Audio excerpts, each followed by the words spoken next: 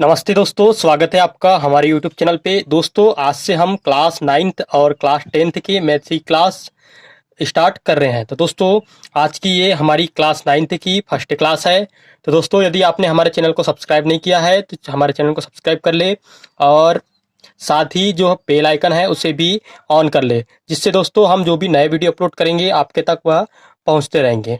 ठीक है दोस्तों, तो आज हम पढ़ेंगे संख्या पद्धति। तो संख्या पद्धति में सबसे पहले हम पढ़ने वाले हैं प्राकृतिक संख्या, या जिसे हम प्राकृत संख्या बोलते हैं और इंग्लिश में इसे हम नेचुरल नंबर बोलते हैं। दोस्तों, इसे एन से डिनोट करते हैं। तो दोस्तों, हमें सबसे पहले पता होना चाहिए कि प्राकृतिक संख्या क्या होती है। तो दोस्तों, प्राकृतिक संख्या की ये सिंपल सी डेफिनेशन है कि कि यह संख्या एक से अनंत तक होती है। ठीक है दोस्तों, तो हमें कोई पूछे कि यदि प्राकृतिक संख्या क्या है या प्राकृत संख्या क्या है, तो हमें सिंपल से बताना है कि एक से लेकर के प्लस अनंत तक की जो संख्या है उसे हम क्या बोलते हैं, प्राकृत संख्या बोलते हैं। ठीक है दोस्तों, यदि आप नोट्स बनाना चाहें तो नोट्स से ही बना सकते हैं, जिससे आपके बाद में रिवीजन करना है तो उसमें आपकी हेल्प होगी। ठीक है दोस्तों, तो आपको बताना है कि प्राकृतिक संख्या या प्राकृत संख्या एक से लेकर अनंत तक होती है। ठीक है दोस्तों, इसके बाद है पूर्ण संख्या। पूर्ण संख्या इसे हम होल नंबर बोलते हैं और इसे हम डब्ल्यू से दर्शाते हैं। ठीक है दोस्तों, तो यह संख्या 0 से लेकर अनंत तक होती है। ठीक है दोस्तों, तो हमारे पास प्राकृत संख्या क्या थी, एक से लेकर के अनंत तक की संख्या को हम बोलते थे प्राकृत संख्या। यदि हम इसमें 0 को भी शामिल कर दे तो 0 से लेकर अनंत तक जो संख्या हमारे पास में प्राप्त होगी, इसे ही हम क्या बोलते हैं, पूर्ण संख्या या होल नंबर बोलते हैं। ठीक है दोस्तों, इसके बाद चलते हैं अगली संख्या की ओर। तो हमारे पास में अगली संख्या है तीसरी, पूर्णांक संख्या। ठीक है दोस्तों, पूर्णांक संख्या इसे बोलते हैं हम इंटीजर नंबर बोलते हैं और इसे हम जेड से डिनोट करते हैं। ठीक है दोस्तों, तो हमें बताना है कि प्राकृत संख्या क्या होती है, किन किन संख्याओं से मिलकर बनती है। ठीक है दोस्तों, यदि हम प्राकृत संख्या 0 और ऋणात्मक संख्या को एक साथ मिला ले तो इन सब से जो हमें संख्या प्राप्त होगी उससे ही हम पूर्णांक संख्या बोलते हैं। फॉर एग्जाम्पल देख लीजिए यहाँ पर, माइनस अनंत से लेकर के 0 और प्लस अनंत तक, मतलब इसमें हमारे पास में ये 1 से लेकर अनंत तक प्राकृतिक संख्या भी शामिल है, 0 भी शामिल है और -1 से लेकर के माइनस अनंत तक की संख्या भी शामिल है।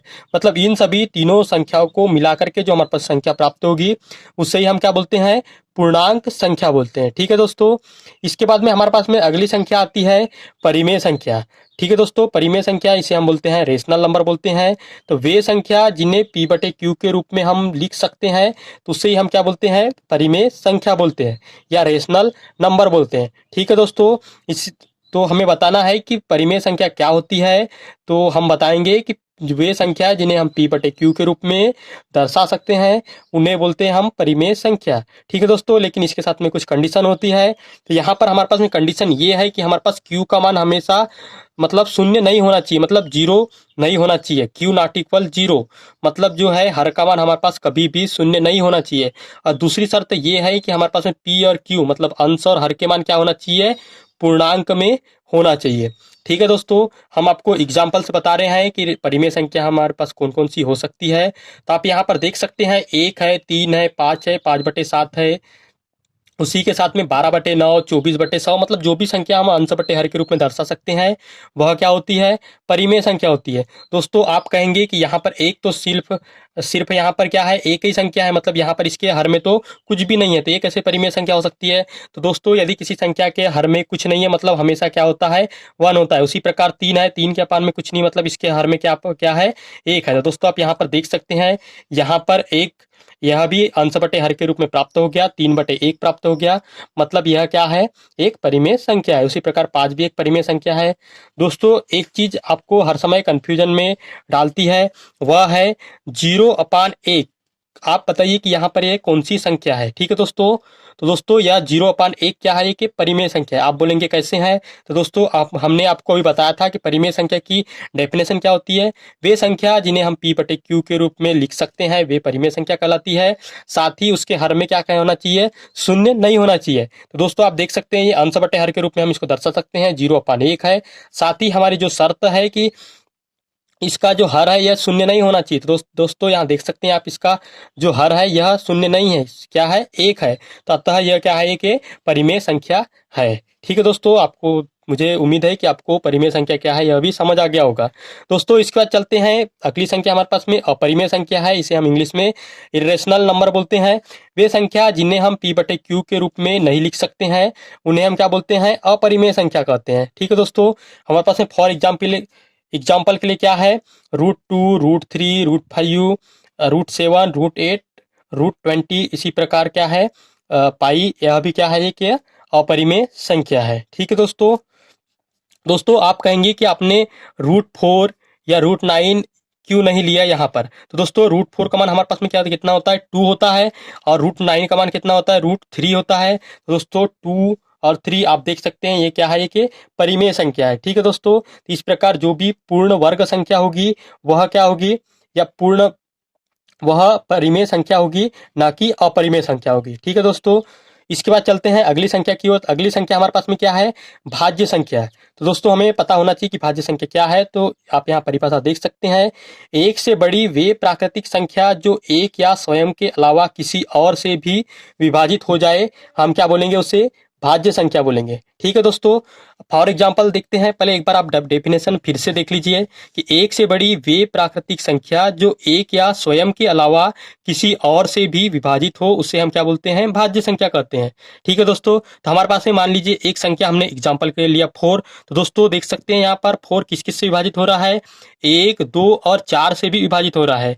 लेकिन हमारे पास में यदि यह संख्या सिर्फ 1 से और स्वयं से विभाजित होती तो हम उसे क्या बोलते हैं, अभाज्य संख्या। लेकिन दोस्तों ये 1 से विभाजित हो रहा है, 2 से भी हो रहा है, 4 से भी हो रहा है, तो अतः 4 क्या है, ये क्या भाज्य संख्या है। उसी प्रकार 12, तो 12 किस किस से विभाजित हो रहा है, 1 से हो रहा है, 2 से हो रहा है, 3 से हो रहा है, 4 से हो रहा है, 6 से हो रहा है, 12 से हो रहा है। तो इस प्रकार हम बोल सकते हैं कि 12 भी एक क्या है, ये क्या भाज्य संख्या है। ठीक है दोस्तों, इसके बाद चलते हैं अगली संख्या। तो अगली संख्या हमारे पास में है अभाज्य संख्या। ठीक है दोस्तों, तो अभाज्य संख्या की डेफिनेशन देख लीजिए, एक से बड़ी वे प्राकृत संख्या जो एक या स्वयं के अलावा किसी और से विभाजित न हो उसे हम क्या बोलते हैं, अभाज्य संख्या कहते हैं। दोस्तों इसके पहले आपने देखा था कि जो भाज्य संख्या है उसकी डेफिनेशन थी कि एक या स्वयं के अलावा और भी संख्या से विभाजित होगी तो उससे हम बोलेंगे भाज्य संख्या। लेकिन अभाज्य संख्या उससे जस्ट अपोजिट है। इसमें जो संख्या है एक तो स्वयं से विभाजित होगी, या तो फिर वह जो है अपने मतलब एक से विभाजित होगी या फिर स्वयं से विभाजित होगी। तो आप यहाँ पर देख सकते हैं सिर्फ दो ही संख्या से विभाजित हो रही है, एक तो एक से विभाजित हो रही है और दूसरी 2 से विभाजित हो रही है, मतलब स्वयं से विभाजित हो रही है। उसी प्रकार 3 भी 1 से विभाजित हो रही है और स्वयं से विभाजित हो रही है। उसी प्रकार 5 है, 5 भी 1 से विभाजित हो रहा है और स्वयं से विभाजित हो रहा है। तो इस प्रकार ये जो संख्या है ये क्या कहलाती है, अभाज्य संख्या कहलाती है। ठीक है दोस्तों, इसके बाद में हमारे पास में अगली संख्या है वास्तविक संख्या।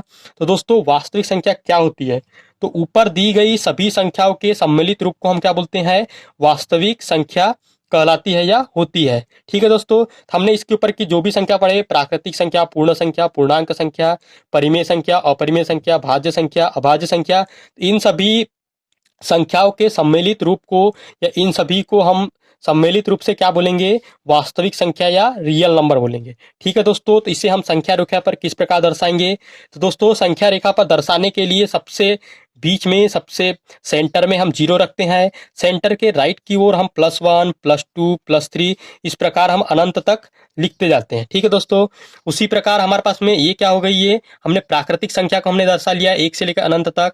यदि हम 0 से लेकर अनंत तक देख लिए तो यह पूर्ण संख्या भी दर्शा लिए।